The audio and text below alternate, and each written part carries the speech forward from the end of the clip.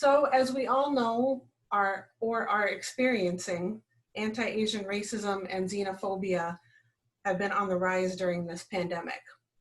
We hear the occupant of the White House calling it the Chinese virus, or saying, why don't you go ask China, to the Asian American reporter recently. People probably saw that. So it's not surprising what's coming from him. Of course, we all know what a bigot he is. But meanwhile, discrimination, assaults, and violence against Asians and Asian Americans are also on the rise. So we feel this really has to be called out and it has to be stopped. An Asian Pacific Heritage Month has been officially celebrated as a month-long celebration in the US starting in 1990. People might remember that it started out as a week-long celebration and then then eventually became a month-long celebration. So Radical Women wanted to mark this month by strategizing how we can fight this racism now and beyond the crisis. So, but I want to say too that I think it's important to note that this pandemic and crisis has also further exposed systemic racism against all people of color.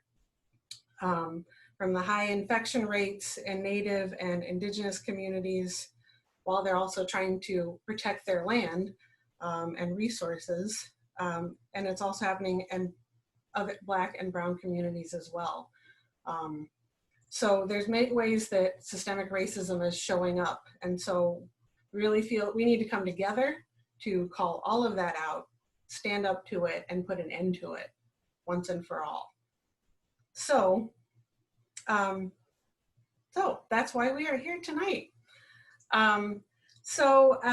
Before we get started with our first speaker, which is our poet Nelly Wong, if people are on devices, I recommend that you put your view in speaker view so you can see the person who's speaking at the time. And if you don't know how to do that, if you hover up in the upper right corner, you'll see something that says either speaker view or gallery view. So if you can't figure it out, that's okay, just a suggestion. But anyway, so I think that's all the technical points for this evening. So, all right, now on to our program. So I would like to first welcome renowned poet and Radical Women member in the Bay Area, Nelly Wong. Nelly has published, yay, yes. People are clapping. We got some fans and super fans in the audience, I think. So Nelly has published 4 books, with the most recent being this book here, Breakfast, Lunch, and Dinner. And she's also featured in this Radical Women publication, 3 Asian American writers speak out on feminism. And you can find that at the Radical Women website. So she is a founder, as I mentioned earlier, she is a founder of Unbound Feet, which is an Asian American writing and performing collective. And not only is she an incredible poet, she is a longtime socialist feminist activist and has been active in labor, anti-war, and feminist movements. So tonight, she is going to read a poem that she wrote, "We eat chicken feet and we are not dead." So this poem has been included in an online poetry exhibition called Voices of Resilience. And we got that link there in the chat so people can check that out. So please welcome Nelly. And I will unmute you, Nelly. Okay. Hey, you are unmuted. All right, thank you, Gina. I'm really happy to be with you all tonight to celebrate Asian Pacific American Heritage Month, but I'm of the opinion that every month is Asian Pacific American Heritage Month, just as every February is. Every month is Black History Month and all the other months that are celebrated. And while we're trying to celebrate, we have to fight the racism and the sexism and the homophobia, etc. So I wrote this poem on April the 1st, which happens to be April Fool's Day. But I felt inundated with all the anti-Chinese and anti-Asian racism that was coming through online and in the newspapers and such. So I would like to share with you, we eat chicken feet and we are not dead. We eat chicken feet and we are not dead. Our bowls are rimmed with bats and fireflies. Our feet pedal sewing machines, making blue jeans and gowns. We march in Chinatown, protesting discrimination. Coronavirus has no yellow skin nor brown eyes. We are delivery workers, doctors, dancers, actors. Our ancestors memorized the number of doors and windows in the home village, whether our fathers had more than one wife. Our foremothers sold their bodies to feed their children. Bing cultivated wild and sweet cherries in Oregon. We make masks and we don't hide. We fight for Asian American studies, Chinglish, and unbridled song. Agitating for inclusion is a political act. We strike for higher wages, rest periods for our aching backs. We are immigrants working at home all over the world. We are natives born in Eureka, Augusta, Oakland, Phoenix, Flushing. We dispense herbs, make soup to heal our bodies. Harvest chrysanthemums, grapes, pea pods, winter melon. Oh yeah, we yakety yak, we jitterbug and jive, play flute and drums. We dream and we braise and steam and we write. We eat chicken feet and we are not dead. Thank you. Thank you, Nellie. Thank you. That was wonderful. Thank you so much. Okay, we had lots of claps and thumbs up, and it was really a powerful way to start us off tonight. Thank you very much. And I wanted to let people know, as I think is in the chat, that Nellie is, if you would like to hear more from her, she is going to be part of an event on May 30th with some other great Bay Area poets. And it's called Poetry in the Time of the Pandemic and Other Earthly Ills. So again, that is on Saturday, May 30th at 3 o'clock. It's online. So anyone can join, and the link is in the chat. It's on Facebook, and it's sponsored by our sister organization, Freedom Socialist Party.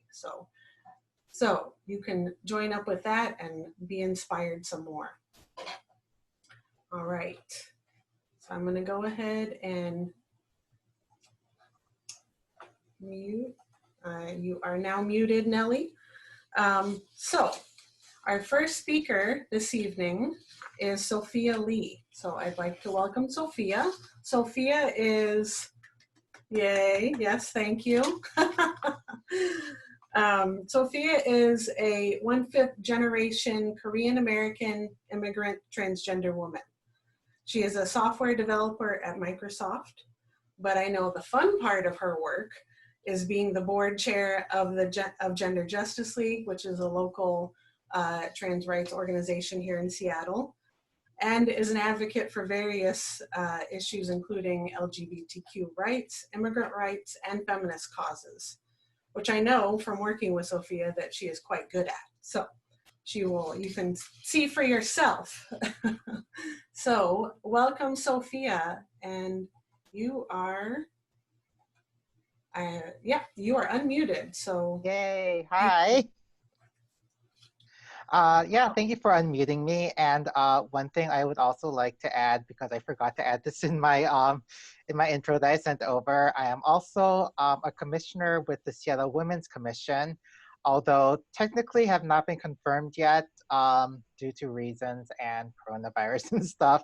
So a little bit of asterisk on that one. So yeah, so you know, anti-American racism. There's so much to, or sorry, Asian American racism. There's just so much that we could go into in regards to this, but like, you know, there's limited time, and so you know, there's only so much that we could do. But I try to, you know, be as complete as possible. Another thing that I originally wrote and pulled a lot of this information for um, a lot of Asian American people, and I'm looking at everyone's pictures, and there's a lot of white people here too. That's okay too. You guys are all welcome to listen to all of this, and I hope that you all really take away, you know, something from it also. So yeah. Um, So yeah, as most of you know, acts of anti-Asian American racism has been growing a lot since the start of the coronavirus. With the coronavirus, people have really been emboldened to act out on their anti-Asian American racist beliefs. And these racist beliefs they're not new beliefs. They're not something that was created during the coronavirus. These are deep-seated racist beliefs that were always there, that people kept secret. And now, with the coronavirus, and also further emboldened by our current president's rhetoric, you know, these people have felt more emboldened to express openly their racist beliefs. Asian Americans in general have, you know, always been known to be the model minority. And oftentimes, you know, so many of us feel that given so much of the success that we have had in this country, that we have made it, and that we are accepted as Americans, and that we can just be. But that's not the case in most of the minds of our non-Asian American counterparts. So many people still view us as outsiders and not as American enough. If being Asian and being American, it's as if being Asian and being American is some sort of mutually exclusive condition where you can be one but not the other, or vice versa. We're only allowed to be seen as American as long as we toe the line properly, as long as we follow their rules, and as long as we stay meek, quiet, subservient of other Americans, especially to white Americans. And it just takes only one tiny reason, one bit of imperfection, and one misstep off of those conditions that they have set for us, and they have set for us to fail on, before they push us back down and treat us the same way that they treat our Black and Brown community friends and families.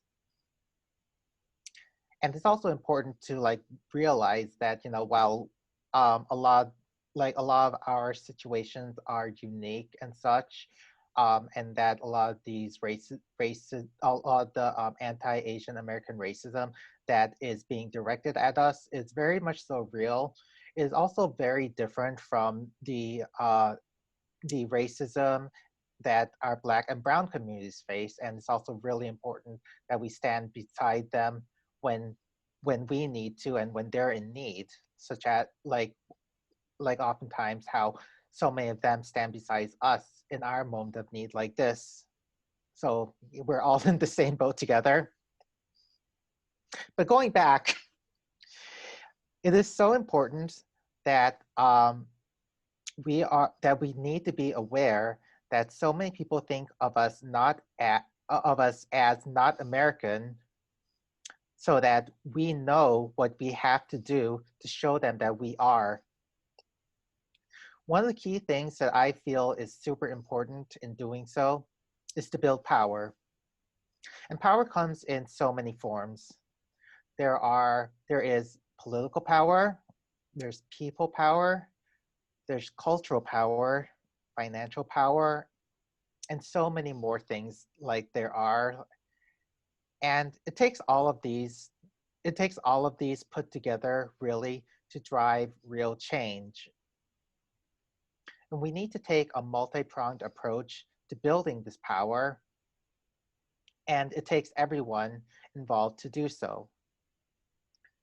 Because while we are all Asian Americans, we're also all individuals. And there's so much diversity and beauty in the people and in our cultures. And we have to show the rest of America that everything that we bring contributes to America. And all of our professions, be it doctors, politicians, software developers, grocery store owners, or nail techs, teachers, taxi drivers, or what have you. Like, we are everywhere, and we have reached all the corners of this country. We all help add to the discord of America. And it is really our strength to be visible and to be seen as individuals and as a community both. We need to take what we do and do it proudly and be visible and be defiant against those who try to put us down and rise up to meet those challenges. Like, we cannot be the subservient race that people would like to think that we are, and we have to be we have to like cause ruckuses. We have to stand up. We have to make noise because change doesn't happen because the people in power let the change happen. Change happens because the people rise up and take that power, and that is what we have to do. Our Asian American backgrounds is something that really adds to American life and culture. It's not something that excludes us from it. Thank you. That's all I have to say.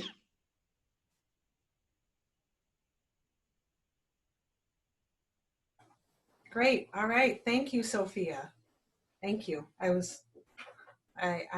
wasn't sure if that was the end of that sentence or the end of your talk. So thank you very much. Okay, so now I would like to introduce Nancy REIKO Kato. Nancy is a Japanese American socialist feminist activist. She's an author also of this great pamphlet, Women of Color, Frontrunners for Freedom. Yes, you can also find that on the Radical Women website. And she is a leader in the National Comrades of Color Caucus, which is a caucus of members of color of Radical Women and our sister organization, Freedom Socialist Party. And she is also a unionist with American Federation of State, County, Municipal Employees, number 3299 in the Bay Area. And she recently retired, so hooray for that.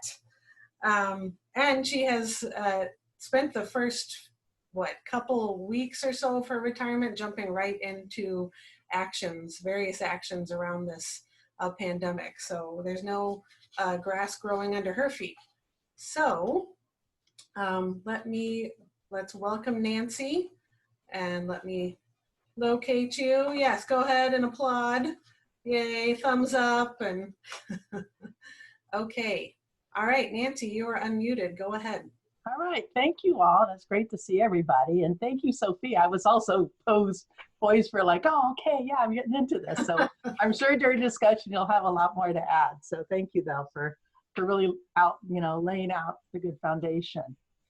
In the 1940s, my parents and grandparents were forced into internment camps during World War II because they were of Japanese ancestry.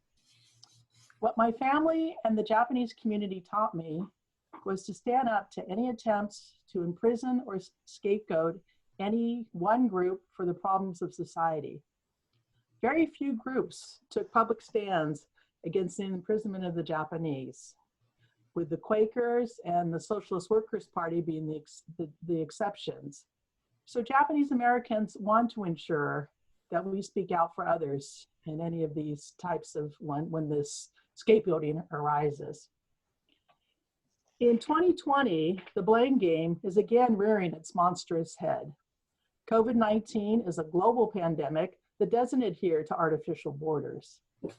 While most have the potential to be infected, we know globally that it is the poor and working class that are the ones contracting and dying from the disease. We also know that COVID didn't create the disaster we are now living in.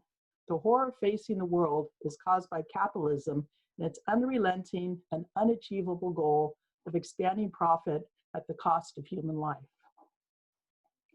Given the crisis facing global capitalism, it is pulling out all the stops to defect, obfuscate, and put the blame on China, on healthcare workers, on people wearing masks, on people not wearing masks, immigrants, Obama, fake news, Asian Americans, just to name a few targets. Right-wing and far-right officials are using the crisis to clamp down on any dissent and to repeal gains that the movements have made.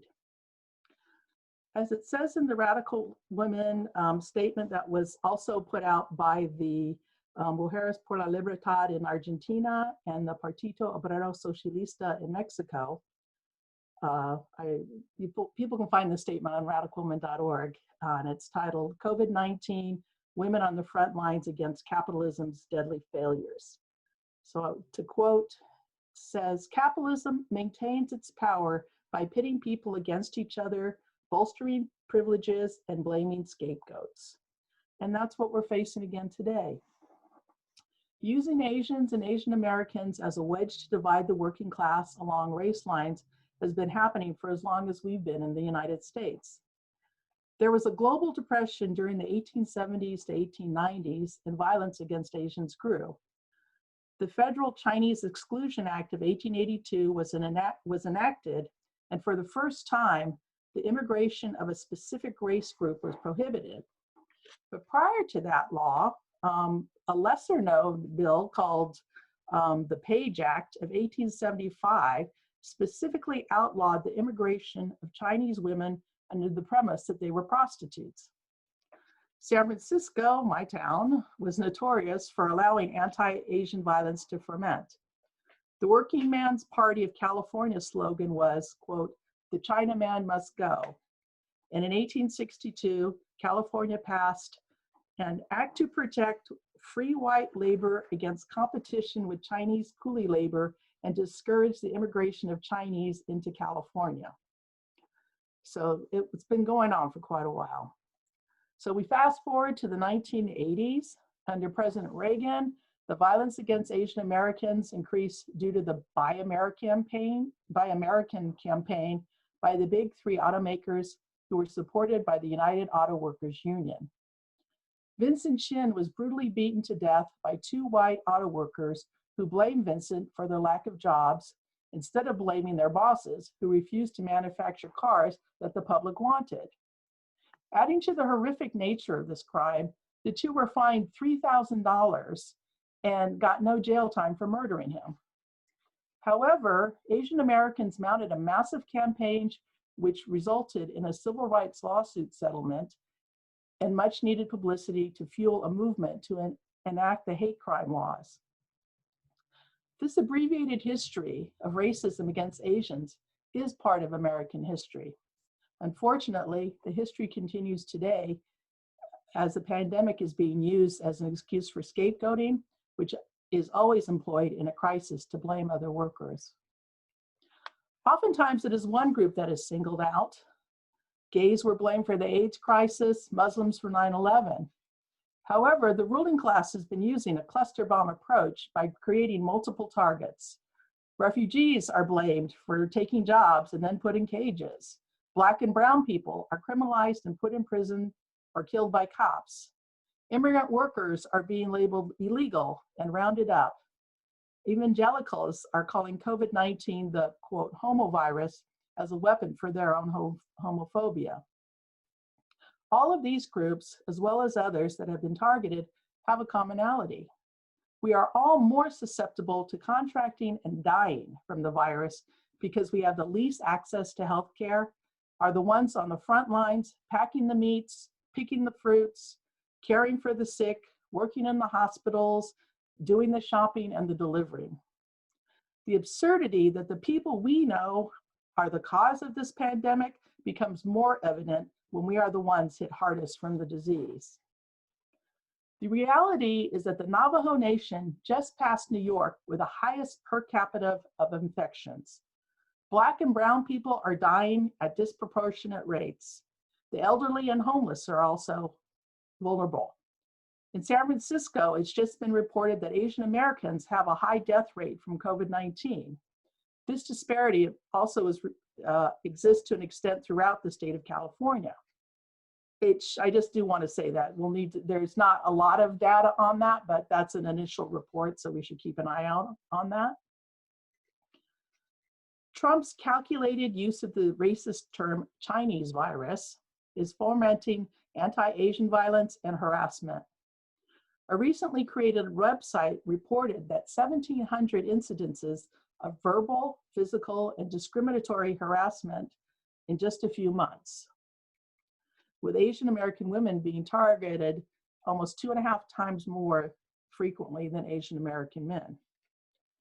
President Trump continues to perpetuate the lie that China is responsible for COVID-19, and he is personally engaging in abusive behavior that is racist and sexist, as evidenced at a recent press conference that Gina mentioned at the beginning.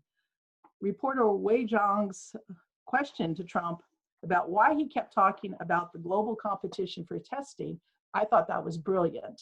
And her rebuttal to Trump's response of "Ask China" was even more marvelous. She asked him, "Why are you saying that to me?" So if Wei Zhang can challenge the President of the United States, we can certainly join her in speaking out. What's concerning me is the need to connect the racism and scapegoating of Asians to the real threat of escalating neo-fascist rhetoric and violence. I've tuned into 2 or 3 different webinars on the issue of anti-Asian violence, specifically to learn more what is going on, what's the response. So different organizations are doing various aspects, right? From documentation to dealing with long-term mental health issues, taking individual stands by supporting the victims, patronizing Asian businesses, which I learned from Sophia is being promoted in the Seattle area, voting out elected officials, and getting elected officials to regularly stand up to the bigotry. However, I realize that we need to also focus on the dangers of how this racism can and will escalate the longer we are dealing with both the current situation and the aftermath. The government has proven that it is more interested in saving corporate profits and even more disinterested in keeping working people safe. We are disposable to them. Trump is the high profile bigot with the largest stage, and he is inciting the racists and misogynists to spew their hatred in public.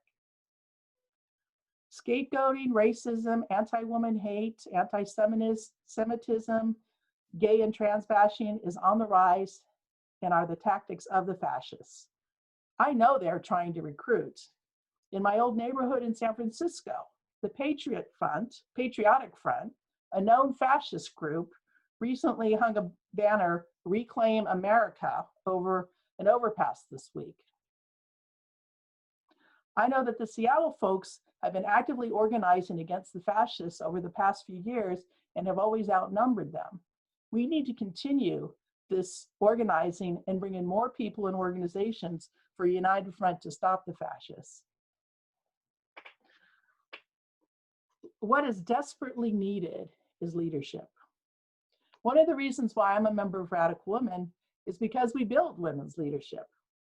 We understand that the lives and struggles of oppressed peoples are interconnected and that we must fight for those with the least so that all of us can rise. I also wanted to reference the Comrades of Color Caucus put out a statement called Beyond COVID-19, Communities of Color Demand a New Normal, which is really a really powerful statement that I really encourage everybody to check out on the radicalwomen.org site. Stopping this racism and sexism must be addressed beyond just having it documented. We have to stop this racist history from repeating itself and continue building working class solidarity. Some of the anti-Asian attacks are coming from other people of color, which we need to address. It's important that we don't fuel the flames of racism towards others, but we also must not stay silent. And then for Asian Americans, as Sophia put out, the model minority myth, we can't be falling back into that, right? Because we don't want to be that wedge to divide the class based on race. We must speak out and organize with others to stop the violence and bigotry. Connecting our struggles is a key way of building solidarity, as is building relations with each other. So some ideas I want to just throw out there is connect the growing anti-Asian violence to the scapegoating of immigrants, refugees, people of color, queers, and trans folks. We need to build a united front of the majority of working class people. We can take a lead from the immigrant rights movement, which organizes patrols and checkpoints to prevent ICE raids. When there is more physical movement, we may need to organize patrols in the ID and Chinatowns, as well as the Little Saigons and other Asian communities.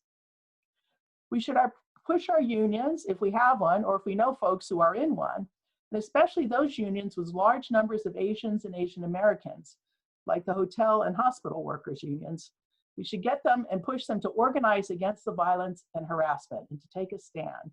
This could be done through public forums, statements, and participation in community patrols.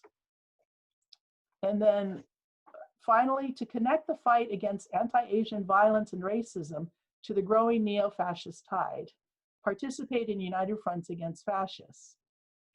So even though we are all in a crisis, we have the opportunity to emerge from it stronger.